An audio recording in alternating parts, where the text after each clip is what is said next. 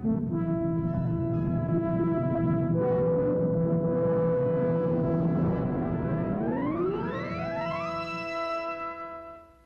everyone, it's the Kung Fu Genius, aka Alex Richter, and we have a new deal for Kung Fu Genius fans. If you go to citywt.com, you can buy any 2 of our apparel and get 1 free, and that includes the new City Wing Chun gym shirt like the one I'm wearing in the new color. Any apparel, you buy 2, you get 1 free. Just go to citywt.com and use the code KFGB2G1. That's KFGB2G1. Use that code at CityWT to get 1 free apparel with your purchase of 2 of anything, t-shirts, all that good stuff. And before we get started, if you could do me a favor and don't forget to like this video, comment on it, share it on social media, help us get the word out there. That's a tremendous help. And if you listen to us on audio, don't forget to review the podcast wherever you listen to it. And with that, let's get started. All right, peeps. On today's episode of the Kung Fu Genius, the genius will answer all sorts of hot nonsense from YouTube. Lots of gems, lots of clinching, lots of meet me out in the parking lot, homie. Let's get to it. He is unstoppable, unbeatable, unbelievable. He's Alex Richter, the Kung Fu Genius. And every day, I practice martial arts. Watch out! Word is, I'm a Kung Fu genius. Practiced all day like a genius. Yo, Dre, how you doing, man? I'm doing good, Sifu. Good to see you again. Feels like it's been a minute. It's been a... Jeez. Like you look different. Yo, wild. What crazy, huh? I mean, you know, I've been away. Yeah. Kinda. Wait, now you're back. Then in a different way. Listening to the Abdul Razak songs. Oh, man. Yeah, it's great, huh? Oh, man. Yeah. Dude got the albums. That's right. Soulful. Razak. Love it. Love it. Kicking it. We got to get him singing hooks on Kess the MC's new joints. Yes. The new Kung Fu Genius remix. That's coming what's up. out with Abdul Razak on the hook. That's what's up. Ooh, word is I'm a Kung Fu Genius. So we got more questions, right? More questions from YouTube, right? We do. We'll probably got to put a little feeler out there on Instagram. I feel like we haven't been giving the Instagram guys love lately. Like, probably put a post out on Instagram of the Kung Fu Genius, at the Kung Fu Genius at Instagram. And have posts people getting asked what questions they want me to answer. All right. The funny thing is, though, I find a lot of the people on the Instagram. Did I just say on the Instagram? On like the an old ass on man? the. You are an old man. Have you heard of the Instagram? Are you older than you seem? They actually tend not to be people who listen to the podcast. Because, like, there's a lot of people who follow me on Instagram just because of the straight Wing Chun stuff, right? And I think a lot of those people don't realize that I have a podcast. Because, like, a lot of the questions we get on there, like, stuff that, like, if you even watch 2 episodes of the podcast, you would know. So that's how it happens. Right, exactly. Like, did I train with Sifu Bant Wagner? All right? Said the one person who never listened to my podcast before, right? Which has never seen the episode where we actually answer his question. 2 episodes, actually. Well, 2 episodes where I talked about Sifu Bant, plus the episode where we actually answered that ridiculous question in our own way. All right, so to set it off, my man Dennis Davidov, you spoke a couple of times briefly about not letting people live rent-free in your head. Perhaps you can speak on this and other similar points in greater detail about how you handled various situations. It's a great question. I mean, I've said this a couple times on the podcast already, like living rent-free, don't let people live rent-free in your head. You know what I mean? And this is a common thing that people talk about. I find that, and this was a huge topic. How much do you charge them for rent?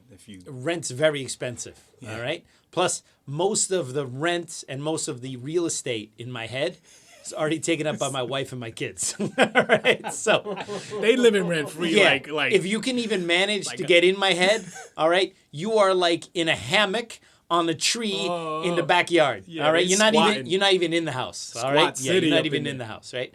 So yeah, of course, this line that I'm very fond of is don't let people live rent free in your head, and obviously this has a lot to do with people get upset about things that people say when they disagree with them. It's a big problem. Not just in Wing Chun, but it's a huge problem in social media. Someone posts something, especially with kind of the political discourse the way it is. Someone posts something, this guy supports this person, and then everyone gets really pissed off. And I just find it's a very stupid thing to fall into. Okay. Because oftentimes you find yourself getting angry about someone that posts something that you disagree with, and sometimes you don't even know that person, or sometimes you don't even like that person. But yet, the person says something or posts something that you disagree with, and you feel triggered and angry. And you spend like an hour. Yeah, and on any other day, you would, first of all, you don't even know this person, or you don't even like this person, yet you give this person's opinion enough strength to live in your head and bother you, right? Now, of course, when I say this doesn't mean that I always perfectly follow this or that I've always been that way. Certainly when I was deep into the Outtake organization, I let a lot of people live rent-free in my head, especially when it came to the politics within our own association. There were certain sifus within the association that really bothered me, and Sifu Outtake would also try to get me to not like certain people. And, there was a certain culture to a certain degree of not letting anyone, or I should say, letting everyone live rent-free in your head, right? Straight pitch intense. And so, yeah, right in the middle of the living room, not taking their shoes off, with the boots on the couch, all right? Like Rick James, all right? And people who don't even belong in there, right? Oh, no. So, of course, in Wing Chun, and Wing Chun is not the only martial art that talks about this. Most decent martial arts have some sort of philosophy that's attached to it. And a lot of that is very similar. And if you're from a martial art that's just like, just about fighting and doesn't have a philosophy, well, then read the Stoics or something. Find something to anchor yourself to a better way of looking and interacting with people, Stoics. Right? And I'm a huge fan of Stoic philosophy. And I just feel that, you give power to people by letting their opinions make you upset and angry. Now, the one caveat with having this kind of like impenetrable mind, and by the way, I'm not saying that I have that, but just saying this idea that people can have opposing opinions or people can be outwardly rude to you or try to upset you and you don't let it bother you. If you're really good at not letting any of that stuff bother you, that's a good thing. But you do still have to be mindful of one thing in particular, is that our own viewpoints and our own personal education or edification or whatever you want to call it is actually strengthened by listening to opposing viewpoints. And that's the thing that you have to learn to master. Can you read, let's say on the subject of Wing Chun, right? So there are some people out there online who really, they don't like Wing Chun. They're very anti-Wing Chun, okay? Whether these are MMA people or people from other, whatever, right? Normally, Wing Chun people will avoid that stuff, or when they watch it, they get very reactive and they go back in the comments. And it's kind of like, well, let's think about this here. This person who's like a Wing Chun hater, all right, or a traditional martial arts hater, do you think that your comment on their YouTube channel is going to make them go, you know what? This person is totally right. I was totally wrong about Wing Chun. I'm going to, A, close my YouTube channel down entirely, B, completely change course on how I think about things, all right?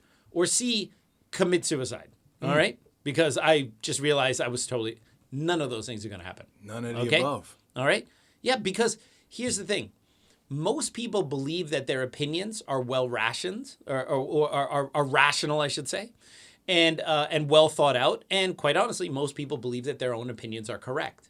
So the reason why it's very difficult to change people's mind in real time is because essentially people have to do a 180-degree turn. I like how you say real time. In real time, right? Because it's possible for people to change their mind slowly over time, but it very rarely happens in real time, meaning someone reads your comment, we're like, no, Wing Chun can totally fight, and the MMA fighter goes, you know what, you're totally right, I believe you now. All right? Like the guy says sorry to you on the highway. Yeah, exactly, right? That was real time. Yeah, that very rarely happens. Well, I should say it very rarely happens through the internet, all right? It might have more of a chance of happening in real time when you're face to face, but even that's not a guarantee. I mean, look at most political debates and things like that. No one is changing anyone's mind in real time, all right?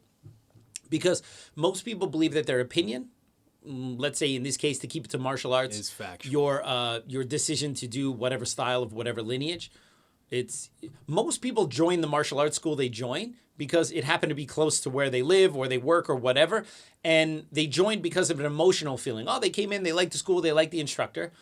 And all the logical reasons for why they do it, they rationalize themselves into that later after they've been doing it for time. Okay? So, this is like not like they came through this, they had all their choices and they looked at all these different things and compared all these different martial arts and then finally decided this is the best one or whatever, right? Okay. It doesn't really happen that way.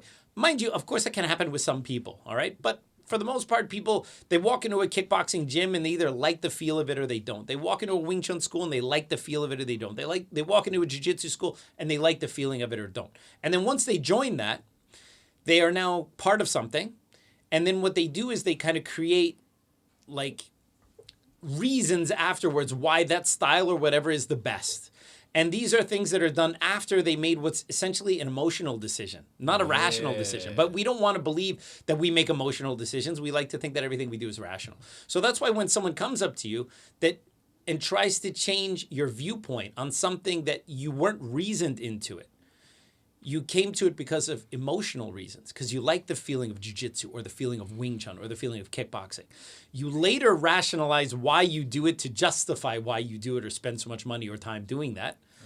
And then someone says, no, you're wrong. Wing Chun is shit or jiu-jitsu is shit or kickboxing is shit. You should do this.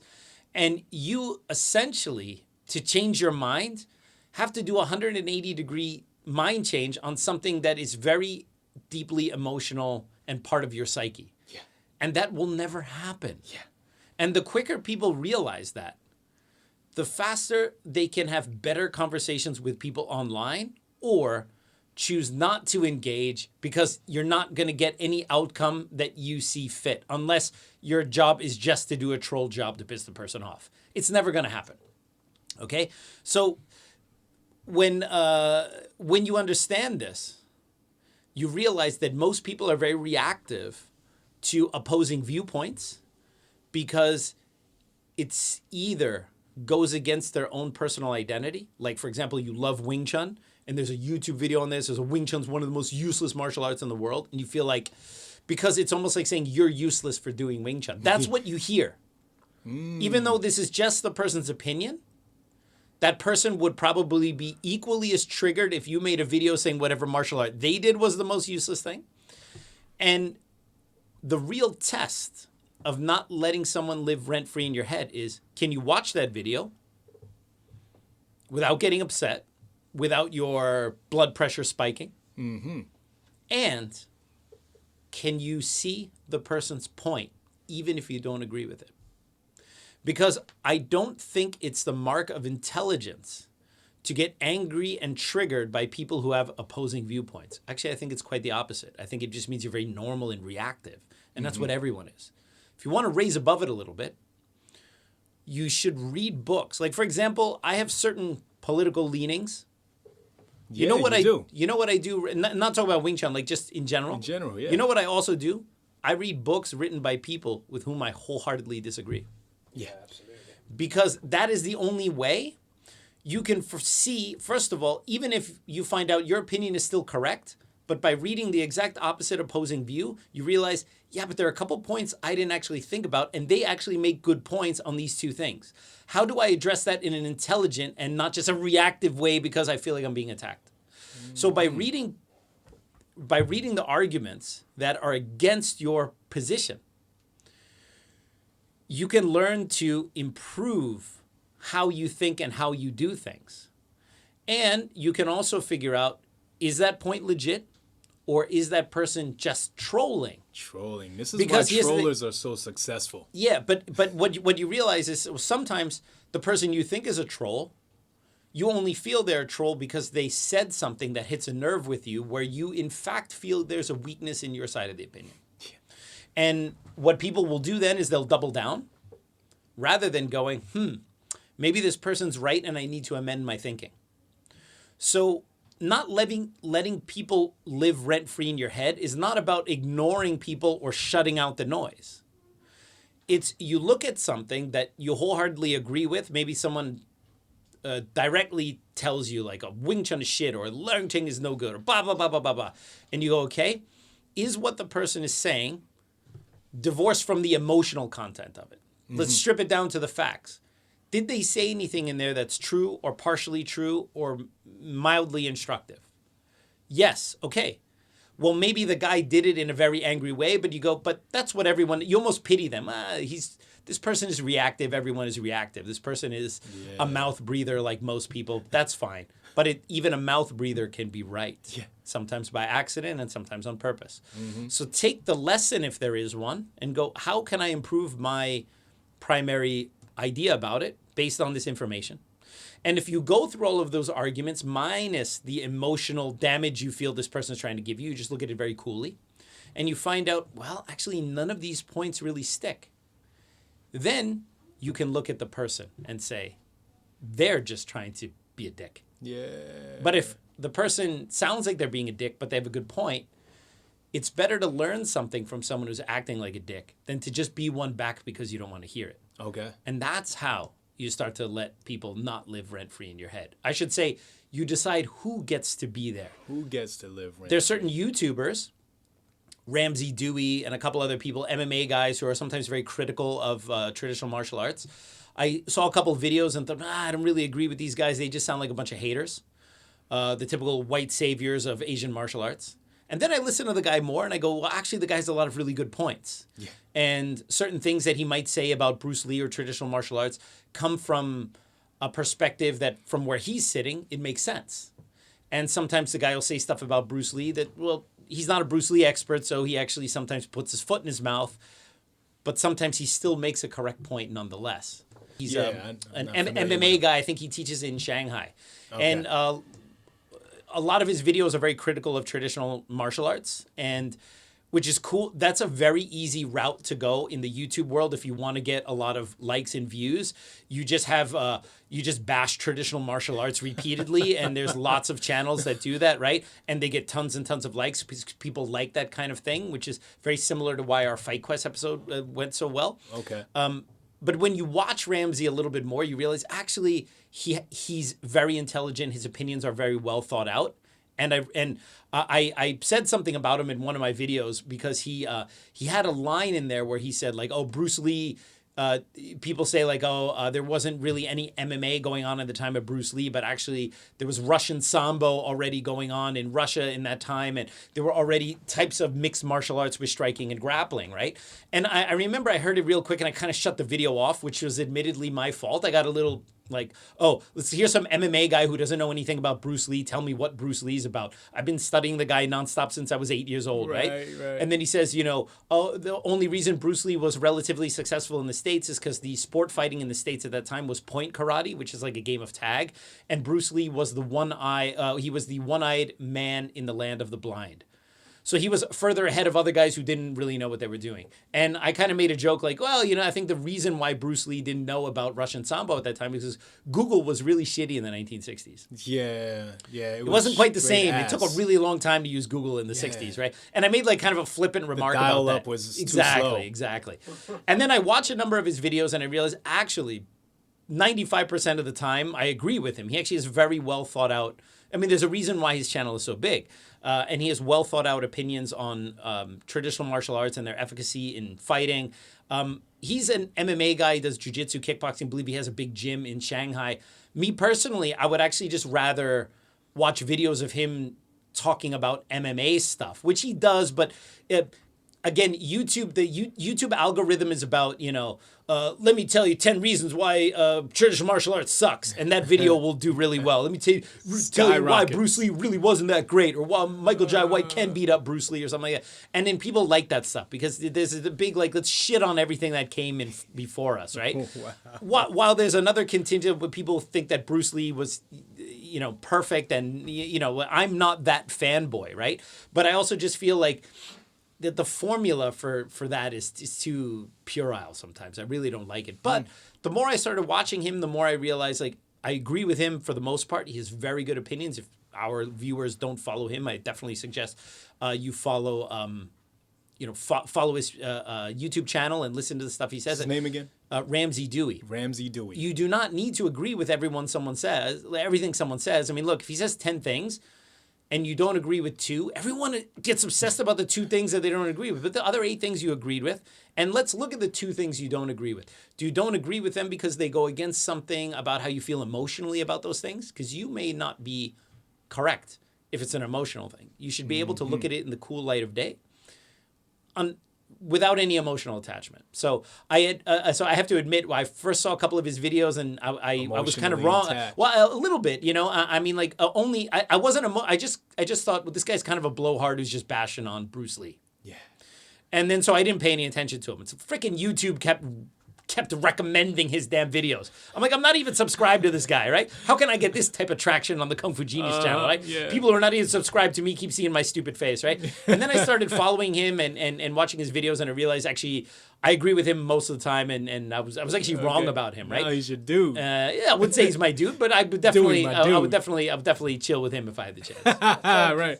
Try and get him on for an interview. Yes. I wonder where that saying came from. Not You letting remember people when you- live rent yeah, free you in that. remember when you first heard it? I don't know, but it's been around for a while. Yeah. Yeah. Probably New York, because rent is expensive. Someone from New York came up with that. Schwarzenbruder won. Schwarzbruder won. You know why? Schwarz. Because just plain old Schwarzbruder was already taken. Oh man, drill. Fit. Okay, fit to start Wing Chun. You can start from 0 all you want. That's why you're there.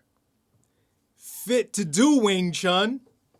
If you can't lift your leg to do a stop kick, that's a bit of a personal problem that you should probably address. Is he talking about my man, the bodybuilder who couldn't lift his leg? I have no idea. Does he know him personally? So I'm looking at this, and I'm not sure where the question is. All right. I see some question I marks. see question marks. but It seems a little bit angry for people who maybe practice Wing Chun but aren't in shape. And we had talked about this on our a couple episodes ago. We did that fitness episode, right?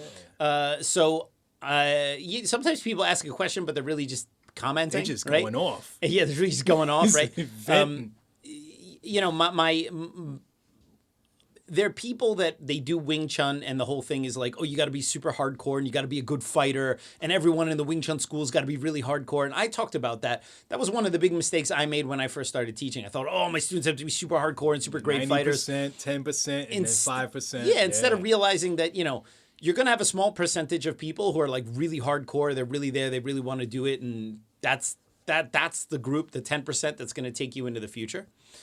And the other 90% are there because Wing Chun makes them feel better about themselves and they improve their lives. The same in any other martial arts school. You can imagine the percentages even in a jiu-jitsu school are much lower. Wow. Because the percentage of jiu-jitsu students who actually make it all the way to black belt is minuscule. All right?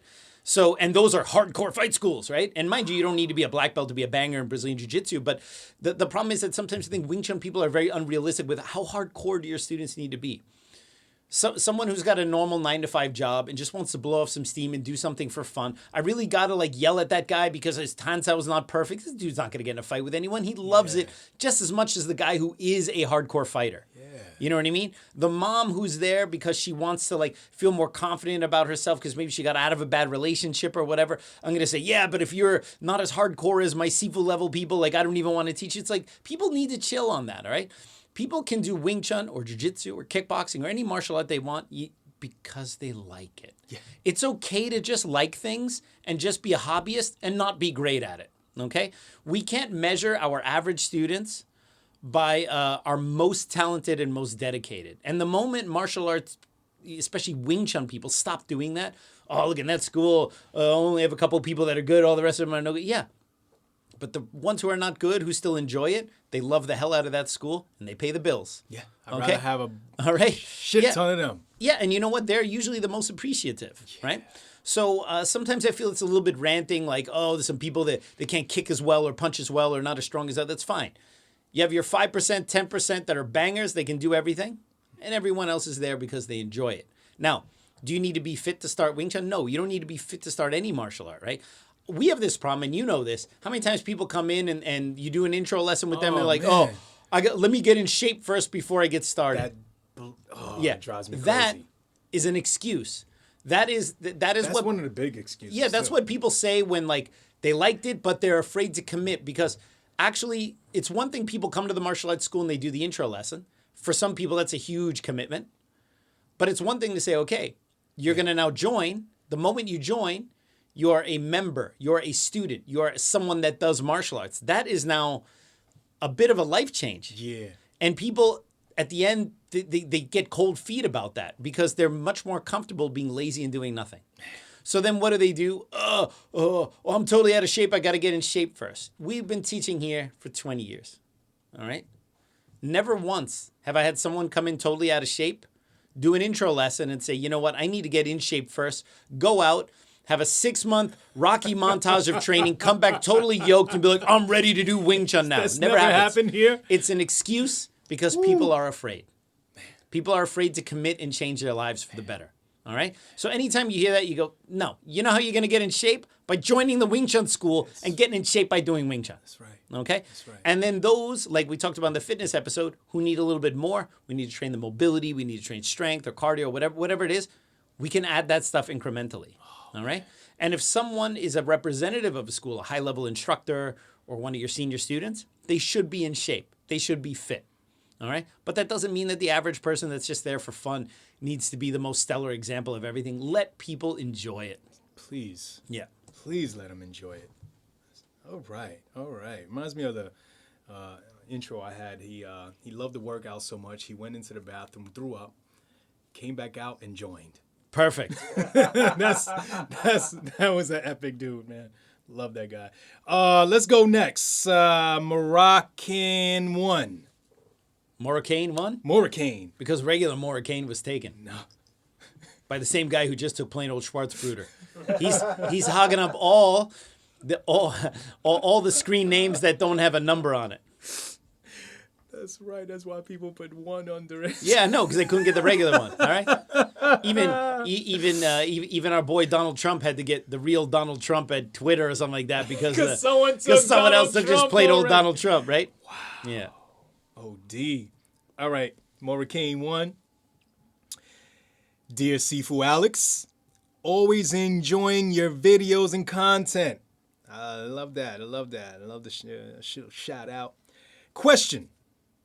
How is the Siulindai Da concept being taught in LT Wing Chun, and is it a focus topic in HK, Hong Kong? Appreciated and looking forward to the next episode. Bam! Beautiful. So I think there's a bit of a spelling error in there. It's actually Lin Xiu Tai Da. All right. Is it being taught? Well, so the quick answer to this, okay, Lin Xiu Tai Da is linking offense and defense together. All right. So you don't have Wing Chun without this concept. So to ask if it's being taught in Leung Ting Wing Chun, well, Leung Ting Wing Chun would not be Wing Chun if you didn't have this. No Wing Chun, at least Hong Kong-based Wing Chun, is lacking this, okay? This linking offense and defense, right? And is it a focus topic in Hong Kong? Well, of course. It's a focus topic in any Wing Chun school. And, but even like anything else, there's levels to this, okay? Normally if you look at just kind of a standard Wing Chun book from the 70s or 80s, right? And they say, okay, what's the Lin Xiu Tai Da, the linking offense and defense together, okay? You will normally see an example, for example, Tan Sao Punch or Pak Sao Punch or Sai Pum Punch or Gan Sao Punch, right? You know, to juxtapose it versus the other traditional martial arts that normally block first and then punch. And then we say, okay, how is Wing Chun different? Well, rather than blocking first and then punching, we do it at the same time. All right, so you have, at the same time you do your defensive movement, you're also delivering a simultaneous strike, whether it's a punch or an elbow or something like that, right? Or maybe even a kick. So that is often the common trope that's given for simultaneous offense and defense, something like Tan Sao Punch, Gan Sao Punch, those kind of movements, right? Pak Sao Punch, whatever. But actually, that is a very low-level representation of it, okay? Wow. Because because it says to link offense and defense together, all right? It gets translated as simultaneous offense and defense, which further gets translated into one defensive hand and one offensive hand, for example. But actually what it means, the Chinese lin means to link. Xiu is defense, all right, with offense. So the Chinese says to link defense with offense. This is a lot more open-ended than specifically saying block and punch, as a lot of the Wing Chun bros like to say, right? So it's more like the best defense is a great offense. It could mean that, okay? Although we have another motto in Wing Chun, 以打为修, which means more what you just said. Using offense as defense, right? Okay. 以打为修, right? Is like to literally to use attack or to use offense as defense, right? This is a little bit different. It's to link defense and offense together. So the lower example of this is the common tan sao punch, gan sao punch, so on and so forth. The higher example of this is not two movements that achieve those two things. It's one movement that achieves those two things. So for example, when the punch comes in and you use your own punch to not only hit the person as they step in, but to also deflect the incoming punch with the arm. This is something that you see in old school boxing. You see it a lot in Jack Dempsey's old book, where he's actually literally using his punches to deflect the incoming punch and hit the other person at the same time. I would dare say that what Jack Dempsey shows in his original, championship fighting book is better Wing Chun than what is often represented by many Wing Chun schools nowadays. I believe he might have been a practitioner in some level. No, not at all. I believe the older boxing, because the gloves were smaller. Yeah. There's just certain universal truths that different cultures find out when you start Range. trying to punch each other in the face, right? All right. Certain things that work and certain things that don't. It's all instinctual. So if you have the punch that is not only hitting the opponent as they come in, but is also pinning or controlling or deflecting the incoming punch as one movement, that is a higher form of linking offense and defense. All right? What we often sometimes say in Wing Chun, kun xiu kun, a punch defends a punch. All right? Grandmaster Yip Man mentioned this in his 1972 interview for New Martial Hero magazine. In fact, there's a photo in there where he's with a young Leung Teng, and Sifu Yip Man is sitting in a chair, and the Leung Teng is standing up. And they're both standing up in that photo. And Leung Teng is like firing a punch, and Grandmaster Yip Man is like on the inside about to fire a punch, and the caption says, the author of the interview is saying, like, Yip Man is discussing the kun siu kun concept in Wing Chun, where the punch deflects a punch. All right. That is a much higher expression of linking offense and defense than the simultaneous block and punch, which is the common bro trope of Wing Chun, right? So that is, and there's another one is like the da sao, jik xiu sao, which is the attacking hand is also the defending hand. All right? And those, so what you'll hear in Wing Chun, like the different maxims, there's a lot of overlap, because if something is a system, you can't have things that don't fit. So that's why you'll hear sometimes the same idea is expressed a couple different ways. Fist defends fist. The striking hand is the defending hand. Linking offense and defense, right? For me, these three maxims are very, very close to each other. They're just different ways of expressing a very, very similar idea. But most people think, because they read Lin Xiu Dai Da in a Chinese book, they're like, oh, it's simultaneous offense and defense. So they're thinking about drills, gansao punch. One guy stands there and fires low punches, and you stand there and do gansao punch, or high punch and tansao punch. That's very basic preliminary training. All Wing Chun schools have that. If you're not doing Lin Xiu Dai Da, you're not doing Wing Chun. All right, let's go to the next I was about to say Al Brando. Brado. Yeah, Al Brado. Man. Other than that, I understood that for you, Wing Chun and MMA are two different things. Not just for me, but for anyone else. All right. Wing Chun and MMA, in fact, are two different things. I don't think that's a controversial statement. It's not just me. I think most people would agree. However, even in Wing Chun, clinch happens. Oh, no. Therefore, what kind of technique are you using in this case? Just punch the guy. Next. Just kidding, all right? So this always is very instructive to me when I assume this person practices Wing Chun. I don't know. Maybe he doesn't practice Wing Chun. When people who practice Wing Chun or know something about Wing Chun goes, what do you guys do in the clinch? Is he trying to say shit happens? I don't know, but for me, Clinch it's like happens? when someone, I assume he either practices Wing Chun or knows something about Wing Chun, says, well, clinch happens. So what do you do in a clinch? And I go, you're not learning how to deal with a clinch in your Wing Chun school? I mean, clinching is if your Wing Chun school doesn't teach you at least basic clinching stuff, single neck pull, double neck pull, lifting punches, elbows, sweeps, counter stuff, controls, head controls, dealing with people trying to wrap under your arms and stuff like that. For me, that's all still within the realm of traditional Wing Chun. I'm not talking about, I have obviously some experience from training with different Brazilian Jiu-Jitsu instructors and so on and so forth. And I use that to enhance what I teach my students. But the stuff that I teach you guys to use comes from Wing Chun. So I always find this is a red flag when someone who does Wing Chun or practices Wing Chun or purports to know about Wing Chun goes, yeah, but what happens when you guys get in a clinch? And I go, what? Literally, that is our jam right there in Wing Chun, right? It's a basic instinct for people to clinch. Yeah, but I mean, at points. Yeah. But when you, let's just look at Chiu. Yeah. All right.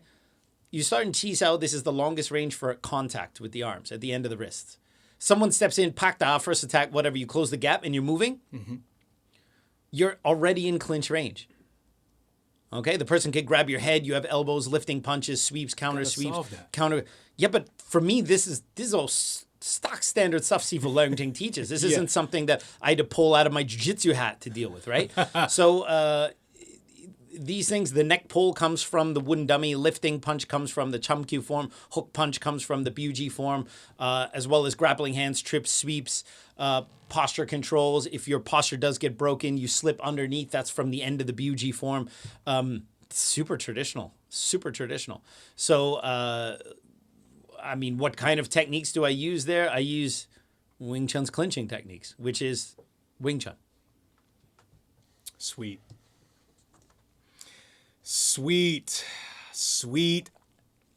Jesus. All right, Carlos G. All right. How should the presumption of unpredictability in self-defense play a role in fighting strategy and training for realistic scenarios if compared to the BS one-on-one empty parking lot situation? This is a kind of a multifaceted question here. So any martial arts instructor that is not teaching sport-oriented martial arts should obviously address self-defense. Because if you're not teaching people sport martial arts, then the assumption is you're teaching something with self-defense. So any martial arts school that focuses on self-defense should obviously give students some kind of framework for dealing with this stuff, right? And this is definitely something that I do here, and we teach it, and self-defense is obviously a huge part of what we do here. There are definitely people out there who are much more experienced and knowledgeable in this topic than I am. Mm-hmm. I think one of the best peeps out there in terms of self-defense is Mark Phillips, who happens to be a Wing Chun guy. And I know Mark, I've met him before. We actually taught a joint seminar together a few years back. And he's a Wing Chun guy. And I believe he also does some sandan, some kickboxing, and he's also a black belt in Brazilian Jiu-Jitsu. But aside from the technical stuff that he teaches, he has a great channel on both Instagram and YouTube called Fight Science. And he breaks down, like you see, like different fights, that were caught on camera and stuff. Some of the stuff you might see on Crime Faces. Oh, yeah. But he actually breaks that stuff down from like a psychological perspective. And his breakdowns are amazing, and it's independent of, he's not like telling you from a Wing Chun perspective what you should do. He's just saying like, look, here's some techniques you can do. Here's this situation. Here's how you should monitor this. And I really want to get him on this podcast because I haven't had a chance to talk to him for a little while, and have him just like not talk like about how he does Wing Chun or how I do Wing Chun, but really just talk about like self-defense stuff, scenarios, how people can better prepare themselves for these things. Because obviously I can also talk about this stuff all day, but he's definitely dedicated. That's like his jam. That's like his specialty right there. All right. And so unpredictability in self-defense. Okay. So again, this is the what we've talked about before, the difference between predatory violence and social violence. Okay. Social violence, you're at the bar, there's alcohol, the guy's like, hey, what are you looking at? Or did you look at my girlfriend? Or what's your problem? Pushing, shoving, and that, my boyfriend. Right? Exactly. That type of violence, for the most part, if you're not a complete effing meathead, you can avoid it. whether it's like you feel strong and you tell the guy, hey, dude, back off, leave me alone, not today. Or you go, hey, I'm sorry, man, you look like someone I used to work with, didn't mean to ruffle your feathers, whatever you want to be or whatever. Fight. Like, there are different ways to handle it based on the severity of the situation, right? So that's the one thing for the most part. The question is, when we talk about unpredictability and self-defense, I assume the question is predatory violence. Someone is waiting behind a car to grab you, waiting in your house. It's a situation where people are singling you out, or you happen to be in the wrong place at the wrong time, right? You show up where another crime is going on or something like that, right?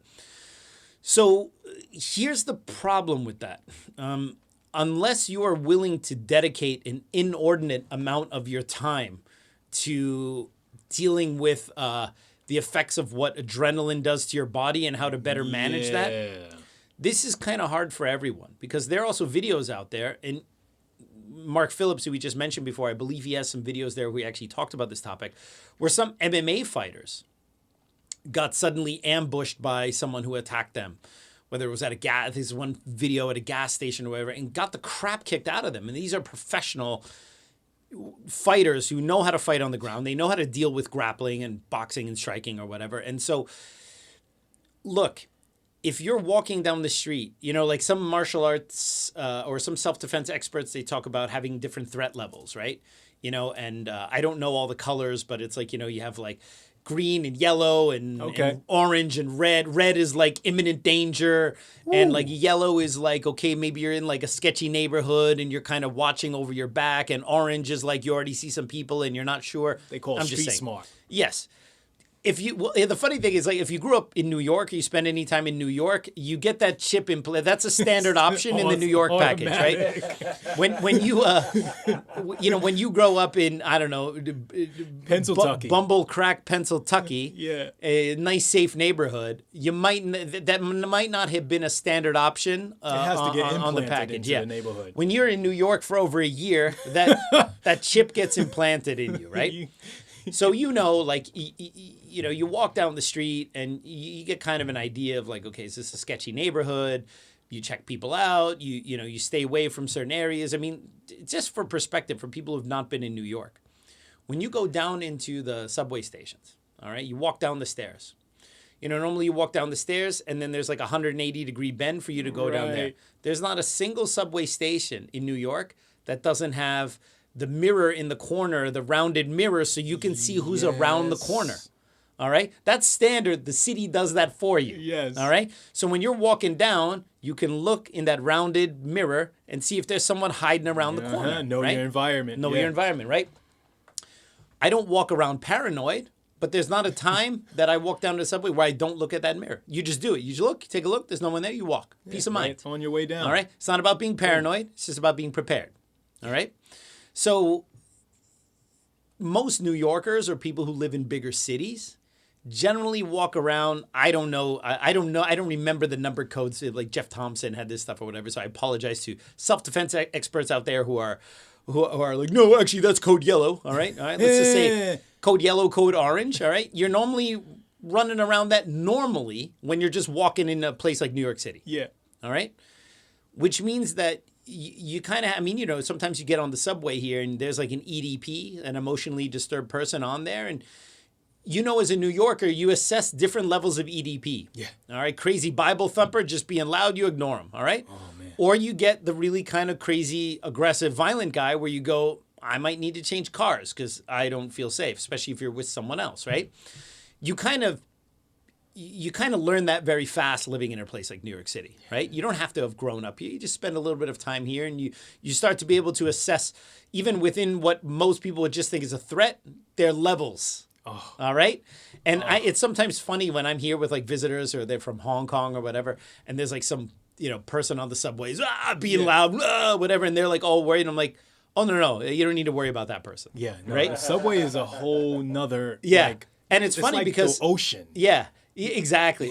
Crazy in Hong Kong, Hong Kong's loud. It's a big major city, but you normally don't have as many EDPs on the subway or the MTR in Hong Kong as, let's say, you do in New York. Yo, word. Right? You do get them occasionally, but the funny thing is Chinese people are not, in Hong Kong at least, my experience, of course. There's no EDPs in Chinese. No, Hong you can Kong? see EDPs on the street in Hong Kong. Right. Don't get me wrong. For some reason, you don't see a lot of them in the MTR.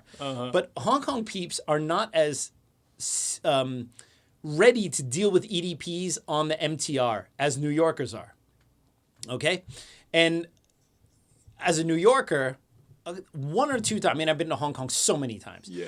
They've been like 2 or 3 EDPs, like hardcore EDPs, where they're up onto the New York level of EDP. Oh, what? And like for me, I didn't even pay any attention. But everyone in the MTR in Hong Kong, all the locals, they're like edge. clutching and they're on edge and they're worried because it's not normal there, right? Like even the EDPs in Hong Kong tend to keep to themselves out of being polite, right? Whereas in New York, there's no pretense of EDPs having to be walk polite. on the other side of the street. Exactly, right? for You see, and I remember I was in a situation like that with one of my friends who happened to be, he's an American who lives in Hong Kong. And so I was, on the strap standing in the Hong Kong MTR. And there was an older guy, an older Chinese man, and he was a New York level EDP, I would say. And he's yelling really loud, talking and you see like the 2 seats next to him, they were empty, right? Because like the Chinese moms there, they were like, ugh, right? And I'm like, for me, I go, this guy doesn't even raise my pulse, all right? In New York, you wouldn't even look at this guy. You'd be like, oh, it's a Chinese EDP. That's cute. That never happens, right? Yeah. He's ranting in Cantonese, right? My Cantonese is pretty good. It's not perfect, but I understood like a majority of what he was saying. And he was ranting about how the Brits and the foreigners have ruined Hong Kong. And he's saying it really loud because I am standing in front of him. Yeah. All right? Oh, And- he thinks you're Brit. Yeah. You know what I mean? And like Ooh, and then he's like salty. I'm kind of like I'm just laughing, right? We got with my friend, and my friend had been in Hong Kong for a while, so he had already changed a little bit to Hong Kong style. No, American. He looks Brit? No. We were just 2 white dudes, right? Yeah. But he had been in Hong Kong for a while, so he was getting a little razzed by this guy. Where I'm like, Oh, no. this is the craziest things happen to you all year in New York. This is just Tuesday. You know what I mean? Come on, man. And so I start laughing because the guy's being really loud and everyone is scared, right? And then the guy looks at me and he sees that I'm like not taking him seriously. And that's something some EDPs don't like. No. And he looks at me and he says, you damn Guai Lo have ruined Hong Kong. He says it in English. And then I just looked at him and I said, oh, 對唔住先生，我唔識講英文啊. I said, oh, sorry, mister, I don't speak English. and then he looked at me totally shocked. Yeah. All right? And then like I could see some of the other Chinese people, they were like, they laughed a little bit because they realized You just I'm clowned maybe him. clowning this guy, right? And then he looks at me and then he's like, oh, like he was kind of dumbfounded, right? And then says something else to me in Cantonese, right? And then I said, oh, 對唔住先生，我唔識講廣東話. Oh, sir, sorry, I don't speak Cantonese. I don't speak Cantonese. And the guy was just broken. He had nothing left in the tank. I just neutralized. This was called the art of fighting without fighting, right? And he was so confused, and the people were laughing, and they realized. And for me, in New York, you would be very cautious to engage a hardcore EDP 1-to-1, but like on the EDP scale, he was a 3, a 1 to 10. But for Hong Kong, he's a 10. He's all up right? there, yeah. So, but I was like, whatever. And it's great, right? And so, of course, kind of circle back to this thing here. If you come from a place like New York, you normally have a quick eye and a level of, when you went to Hong Kong's a very safe place. Yeah.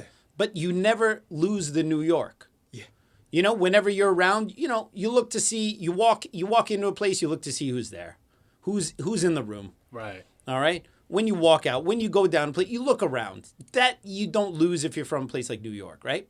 So you're in that yellow, below orange threat level all the time, but it's on the hard drive without you thinking about it. That program is always running in the background. That window is always open. Yeah. All right? You never click it off. All right? So that means that a predatory attack is not as likely for someone who's like that.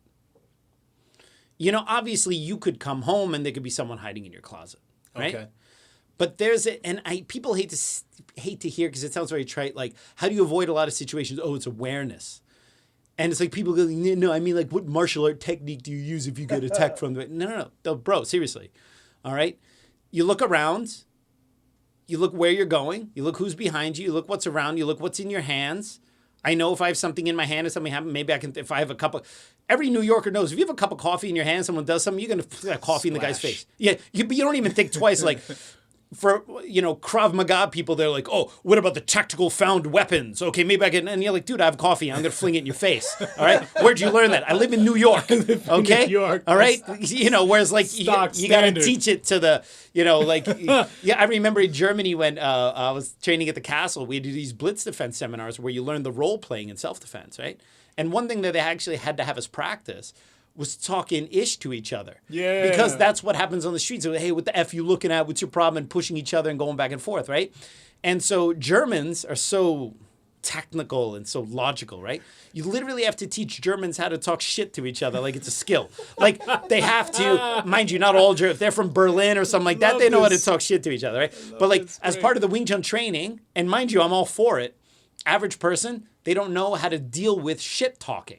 So what do? You have to role play and practice it. And if I tell my students, if you're not particularly good at talking shit, so you should probably practice it. As weird as it is, you got to take a page out of Taxi Driver, look in the mirror and go, hey, you talking to me? All right? And you got to learn how to manage that. That's funny because one of my favorite things to do in my beginnings here was to talk trash during the self-defense. Yeah, because you know what? That's part of it. Someone gets up to you and is like, hey, what the hell are you looking at? What's your problem? Like, what the fuck's up with your boots? Whatever. That's what You're kept, like, yo, man, take it easy. Take it easy. In school because I got to talk trash. Yeah, take it easy, right? You gotta learn how to manage that because the verbal part of self-defense, especially social self-defense, de-escalating, learning how to keep cool when someone is hurling insults at you, that is a skill just as worthwhile as bong sao, tan sao, fuk sao. Don't get me wrong. That happened on Saturday night. Some dude was just going off on me. You need to be able to handle that. Now, some people, based on where they grew up or whatever, they handle it better. Some people have to train it a little bit more, right? That's normal, right? But if you have that ability to handle a situation, handle trash talking, you're aware, the likelihood of predatory assault or violence is a little bit less likely. And again, someone can always be hiding behind your car. Someone can always break into your house, whatever. There's always that, right? So how does that play into self-defense? Well, the fact that predatory violence is unpredictable, that's all you need to know. So you have to constantly be doing a threat assessment without it making you paranoid. I got a buddy of mine. It's a moment thing. I got a buddy of mine. And this is where the opposite end of the spectrum is a problem as well. I used to train Wing Chun with this guy way back then, here in the States, before I went to Germany. And he was a self-defense nut. The only reason he did Wing Chun was because of self-defense. And he was like kind of an accountant-looking dude, right?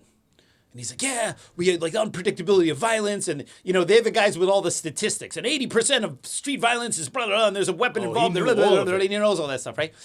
And it's like, oh, that's interesting. Whatever. Like, I practice Wing Chun for a number of different reasons. Self-defense is there, but it's not the main thing. I'm not constantly in situations where I'm having to defend myself in Mortal Kombat on the streets of Manhattan. All right? It just doesn't happen. Okay? Yeah. Maybe these people living in a suburb of Florida find themselves in those situations. I'm only joking. They don't find themselves there either, but the perspective in their mind, they're totally worried about it, right? Okay.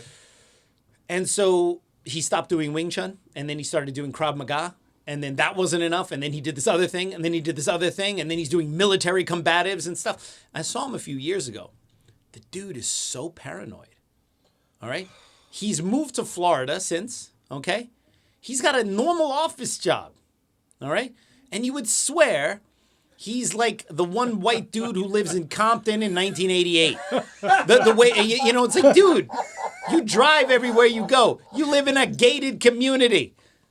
All right? What? So what you have is sometimes you have these hardcore self-defense, like, At his cubicle. you know, like, oh, you know, like, and then the effects of adrenaline, and then you have only 3 seconds before that overtakes, and then you got to put your palm into his face, and then you go out, and then you got to whip out your belt knife, and then put the flashlight in his face, and I find that sometimes you can go so overboard with that stuff that it affects your quality of life.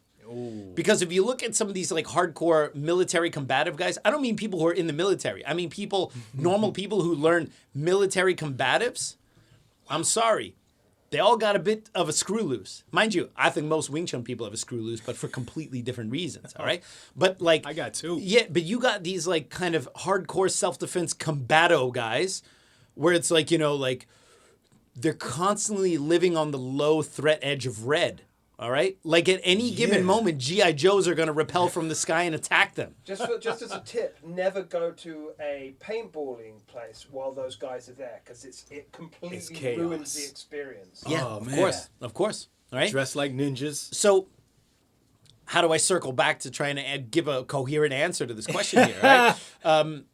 You should become more mindful of your surroundings and perceived threats. That is probably the best self-defense you could possibly have, the ability to avoid it.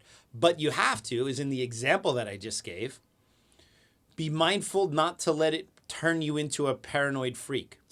So you can go through little exercises where you pretend I'm Jason Bourne, all right? Or a female version of that. You walk in and you go, okay, Yeah. where are the exits? Okay. Who else is in here? Is there All the anyone in potential here? weapons. Where potential weapons, right? And what you do is you do it as an exercise, okay? And, you know, where the exits, potential found weapons, liabilities from getting here to the exits, who you might need to watch out for, without it making you super paranoid. You do it as a fun thought experiment. Keep it Okay? fun. If that guy were to jump up and start going crazy and brandishing a knife, how would I get me and my friends out of here super quick? Yeah. All right?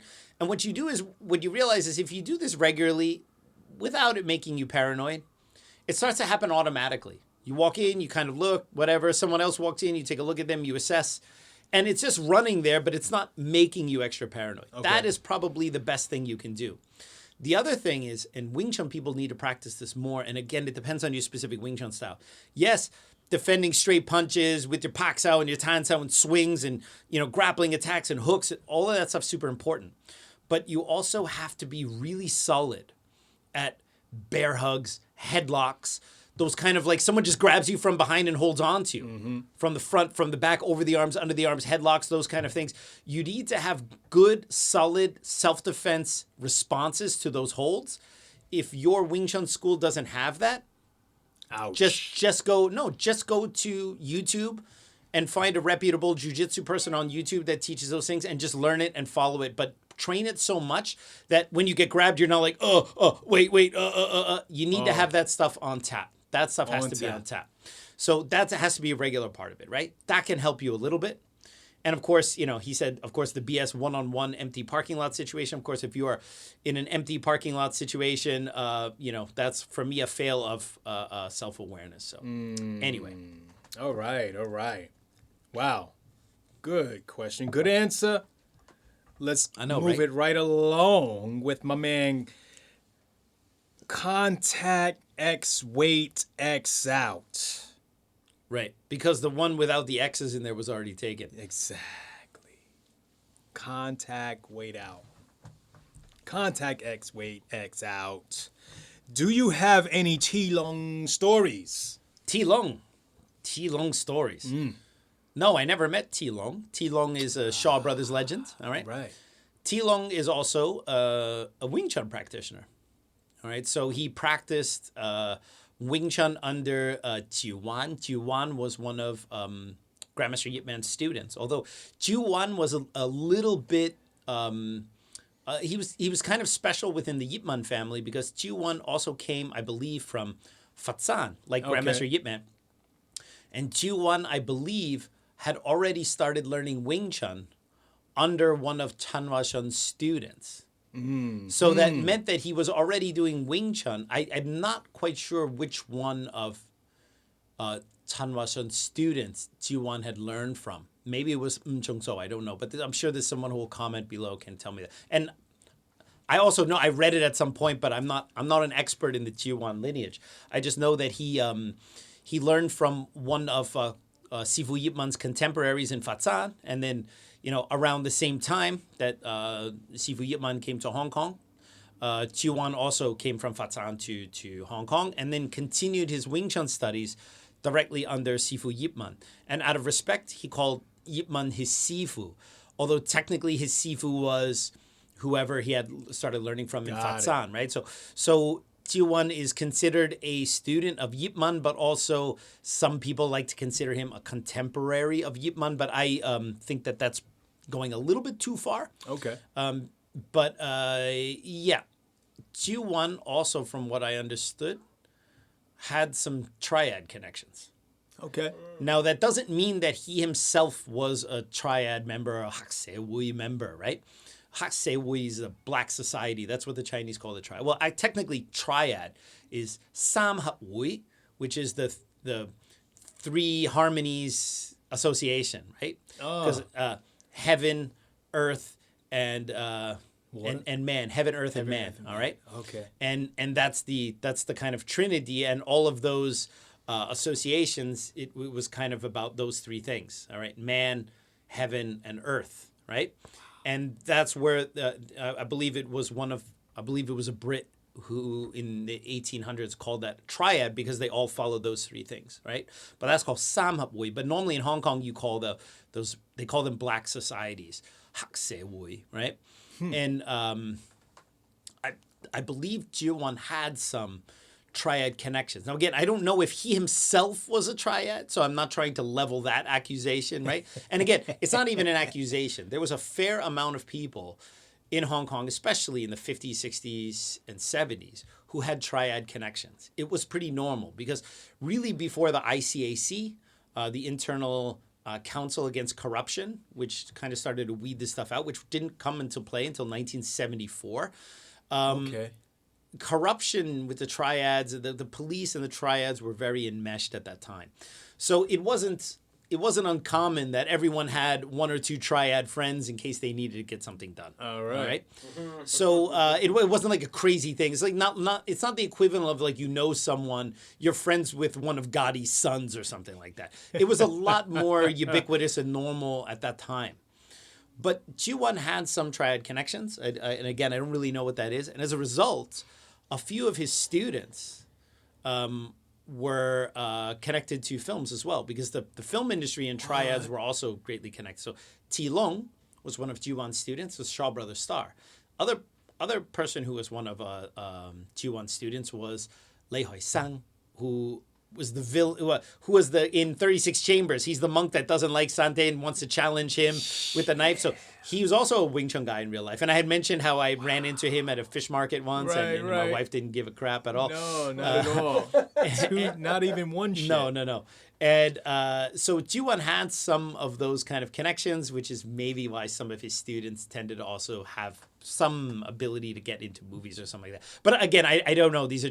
That's all very second, third hand. I would love to interview someone from the Ji-won lineage who knew Ji-won, obviously who had learned with Ji-won for a while, because I'm fascinated by him. All right. Because of his story that he was, also from Fatsan, and then he came and then he learned, and then the potential triad connections. I know that he had some students who came here to the States, like Jason Lau and a bunch of other people.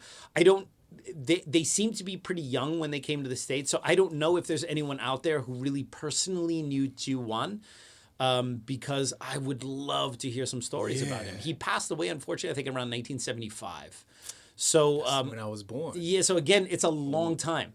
So yeah, but I'm just saying, like, even if someone knew him, I mean, now we're already talking about stories that are getting up there in age, right? But I would love to hear more about him. Ti Long was one of his students. And a little known fact about Ti Long, not only was he a Wing Chun guy in real life, but I think a lot of people know that. His son, by the way, now is acting in his career. He's kind of a bit of a TVB actor. Mm-hmm. There's also a film called Star Runner, which is maybe about 20 years old.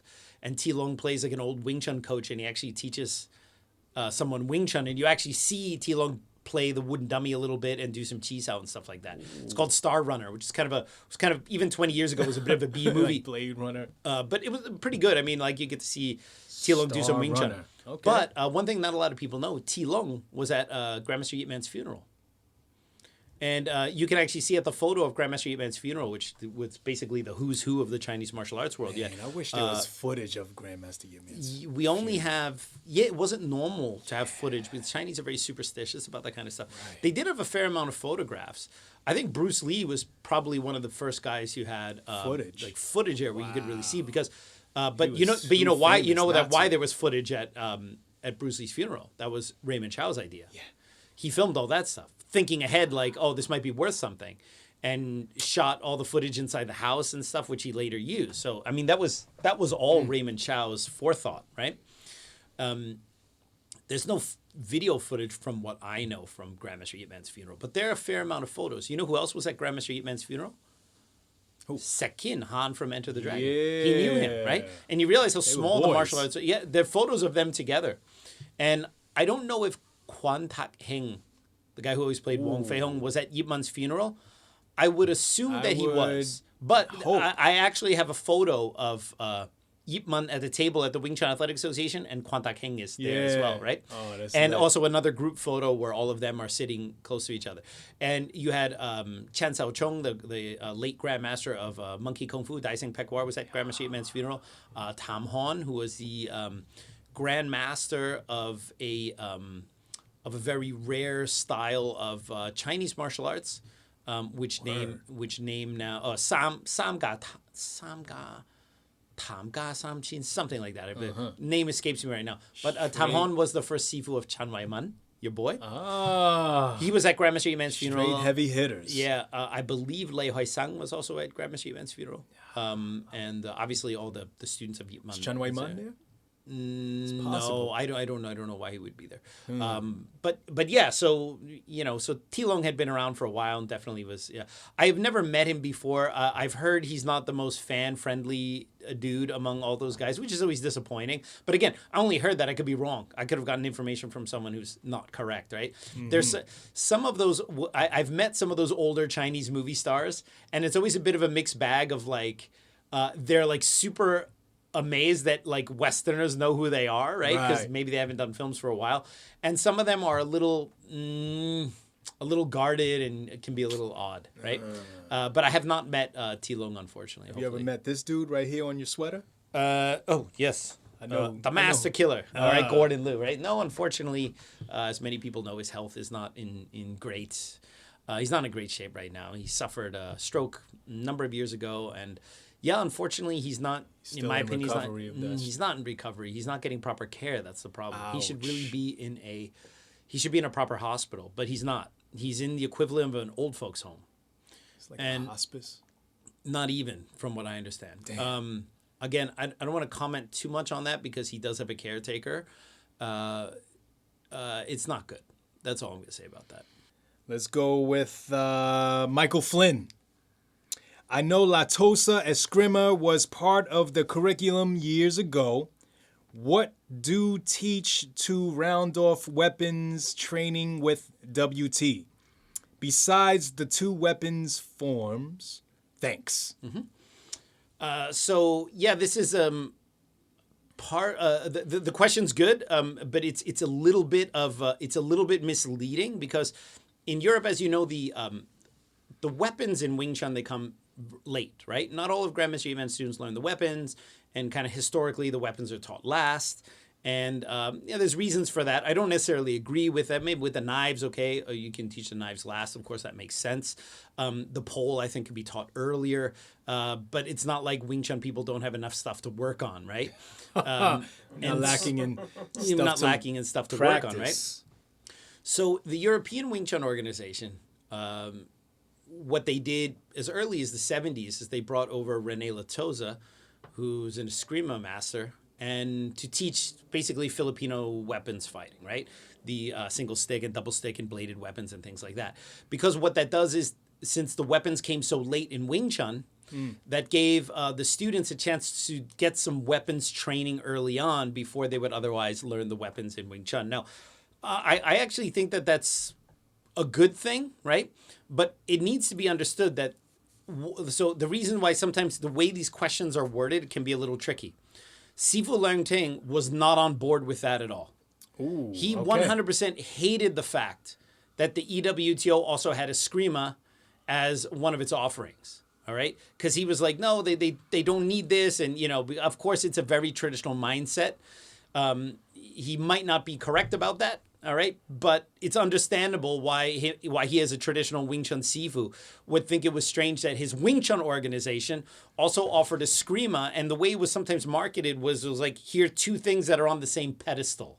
And you can imagine that him being a very kind of proud traditional Chinese guy, he didn't like sharing the pedestal with some weapons system from the Philippines, right? All right. So he was never on board with that. And he told me that multiple times, that didn't make him happy. And, this just caused your Sifu lots of problems and blah, blah, blah, blah. And there's right and wrong within that. He's definitely going to be a bit biased against it. So one, it has to be understood that the EWTO decided to do that, but that was to a certain degree against the wishes of Sifu Leung-Ting. Now, I'm sure Sifu Leung-Ting I'm sure he told my Sifu, we'll do whatever you want, but behind the scenes, he didn't like it, and he still doesn't like it. Second, it has to be understood, because this often gets inferred. The two curriculums were never mixed. All right, at least not by anyone worth their weight in salt, right? You have the Wing Chun curriculum, which had its own ranking system and program, and the Eskrima curriculum, which used the same ranking system as Wing Chun, but separate. You had to earn your ranks in Eskrima separately from Wing Chun, and it wasn't integrated.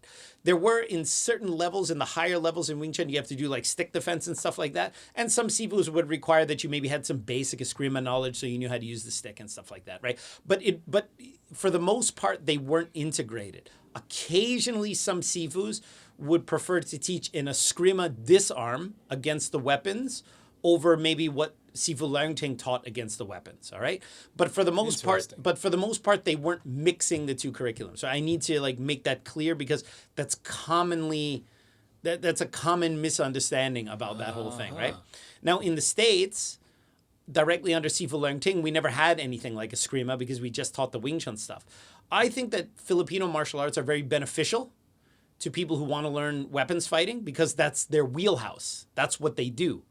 And it's the most complete, and you can learn to use single stick, double stick, bladed weapons. There's so many things you can learn, right? But you can get just as into that stuff as you can to Wing Chun. True. So it's always you have a finite number of hours in the week. All right? Especially if you have a normal job. All right? So you can't be good at everything. All right?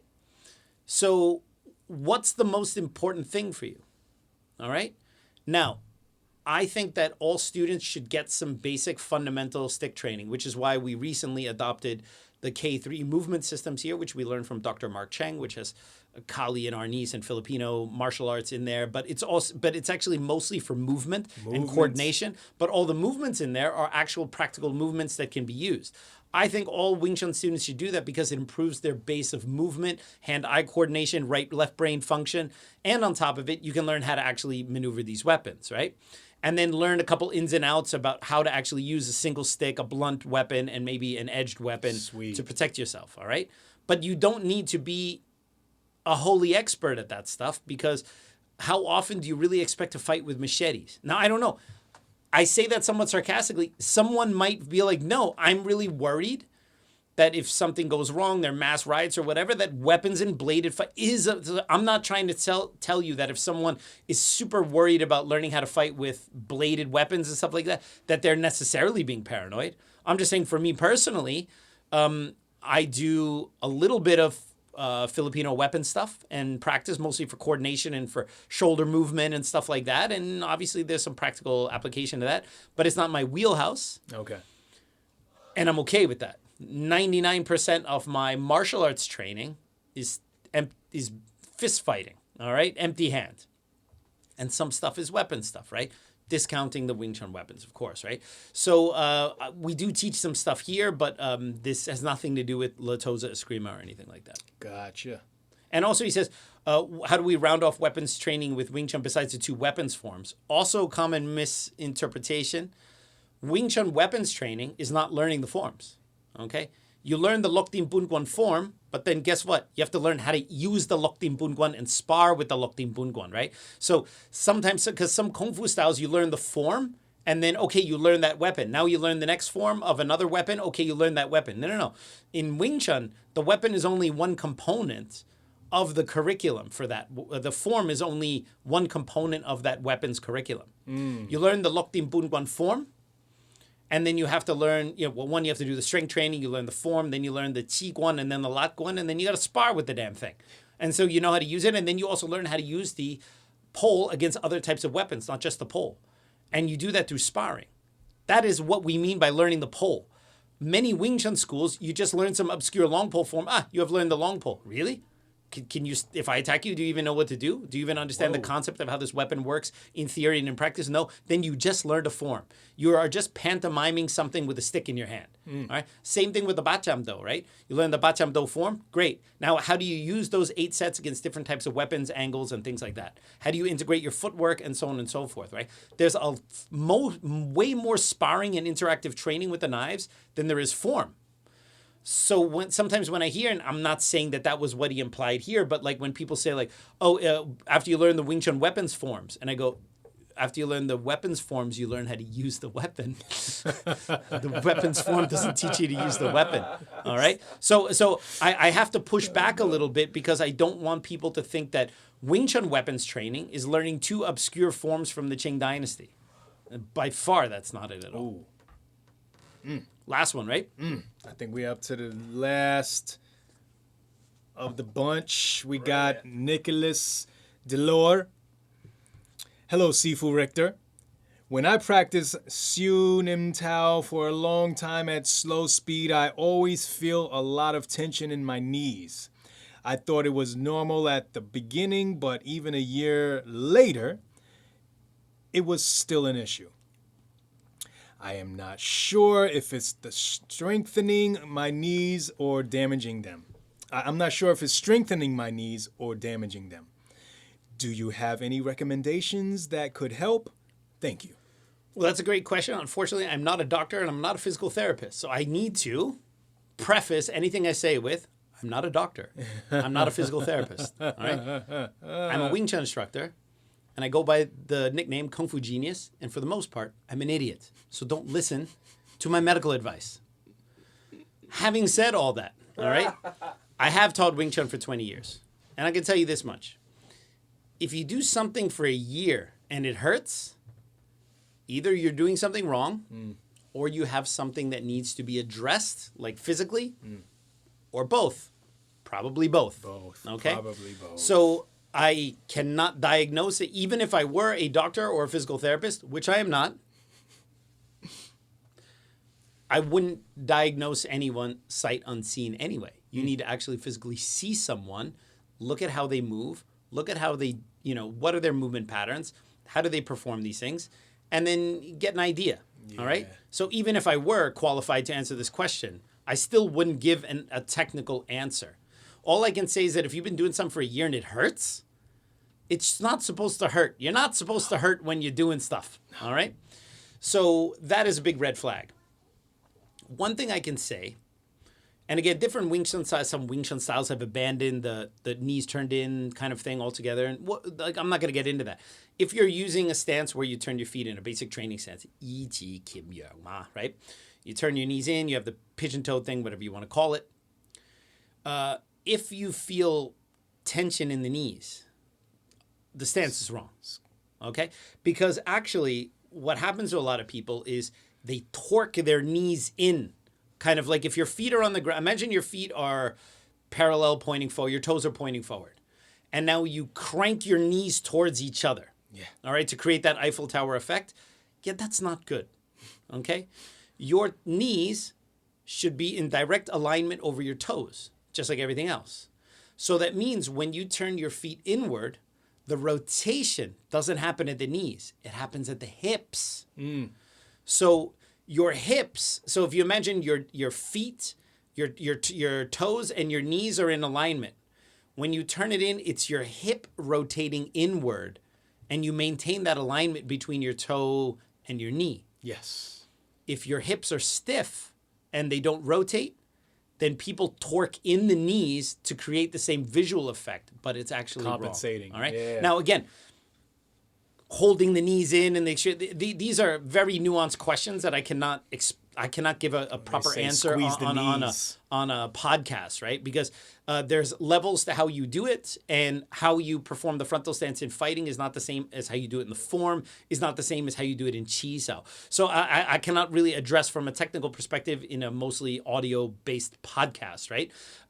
All I can say is that if you feel some tension in your knees, and again, I'm not a doctor, I'm not a physical therapist, I am an idiot. It might actually be stiff hips that's not allowing you to rotate your leg into the correct position. So you might want to address, loosening up the hips a little bit. And stuff like that. If you want to improve, it could also be your ankles that don't have it. They're not giving way enough. And, oftentimes wherever you have, I shouldn't say oftentimes. Sometimes when you have pain in a joint, I have been told by people smarter and more specialized than me, that it's often an impingement or a problem in another joint up or down the kinetic chain. So your knee might be killing you because your ankle is stiff and unable to dampen force, or your knee might be killing you because your hip is stiff. It could be either one or the other, right? For example. So sometimes, it could be directly the joint, you're doing something wrong, or there's a problem there. But it could also be something else, either further up or further down the kinetic chain, that's causing that problem. If you really want to be able to loosen up your hips and your ankles and, the ability to move better, then you should buy my book, Martial Arts Movement for Wing Chun. All right? Martial Arts Movement for Wing Chun. I go through the whole thing, shoulders, wrist, hips, and ankles. Okay. Everything you need for Wing Chun and baseline conditioning. And it is a book plus video. Mm-hmm. And the video you get with the book, it's a DVD, but then you also get a link to watch it digitally as well. Available at the Pro Shop at citywt.com. Martial Arts Movement for Wing Chun, peeps. Get it. It's awesome. Shout out to the author of that book. That's right. Shout out to the author. Richter. But besides that, you probably need to see a specialist or ask your Sifu, why is my stance hurting me? Mm-hmm. And that's all I got to say about that. I might have asked you this a long time ago. You probably have. We've known each other for a long time. But as far as like Kung Fu flicks goes, right? Mm-hmm. Favorite fight choreography scene or favorite fight scene off the top? And if you were to come up with my favorite all-time fight scene of any Kung Fu movie? Off the top. Off the top of my head? Off the top of your head. There's so many. I know. But one of my favorite fight scenes to watch, not because it's the best choreographed, I just think it's one of the best, the whole story behind it, is Sammo Hung versus Lau Kar Leung in Pedicab Driver. Okay. It's one of the best. Okay. Because you have the meeting of the two top fight choreographers that for many years worked for opposite film houses, Lau Kar Leung for Shaw Brothers and Sammo Hung for Golden Harvest. And finally in the 80s, they square off in a film together. So it's like they were old rivals, although not really. And they have one fight scene together. And it's one of my favorite fight scenes to watch. It's not maybe the best of all of them, but it's really quite good. It's really quite good. And I just like it because it's kind of like the two masters of their trade in peak form fighting against each other. And it's the only time I think you see Sammo fight Lau Kar Leung. Sweet. Awesome. All right. And I understand. I think I asked you this before, but you have no interest in choreographing a fight scene. No, I'd rather train actors. Yeah. Prepare them for film roles and maybe do some consulting, but I'm not a fight choreographer. I know where my strengths are. Uh-huh. Maybe that'll change in the future. Maybe I'll learn about that and want to do that. But right now, if actors want to learn, they want to get ready for a role or whatever, that's something that I'm really into. Okay. And if, people want to prepare for something or they want a Wing Chun consultant to say, oh, we're trying to do some Wing Chun choreography, what should we do here? I can do that. But it's not really my thing. I've spent too much time with actors to be blown away by that stuff anymore. And that's all I'm going to say about that.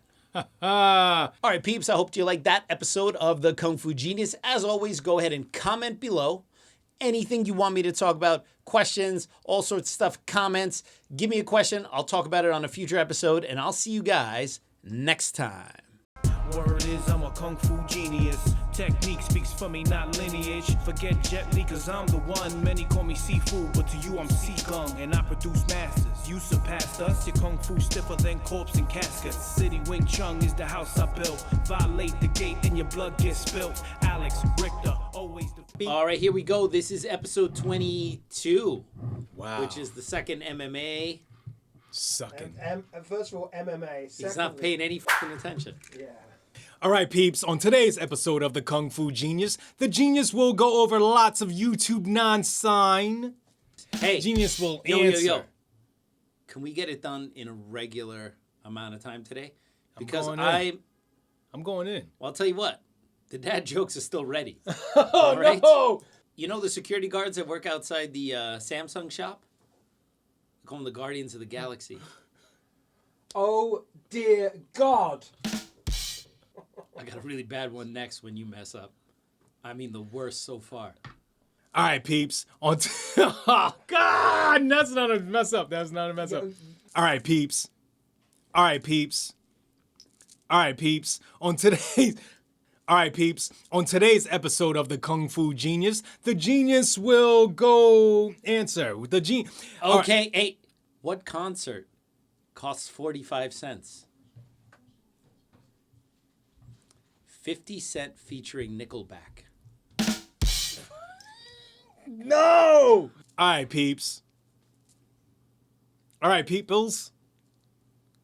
You know, I was addicted to the hokey pokey, but I turned myself around. All right, peeps. Did you hear about the restaurant on the moon? What? Great food, no atmosphere. Hey, not bad. You know, people say they pick their nose, but I feel fine with mine.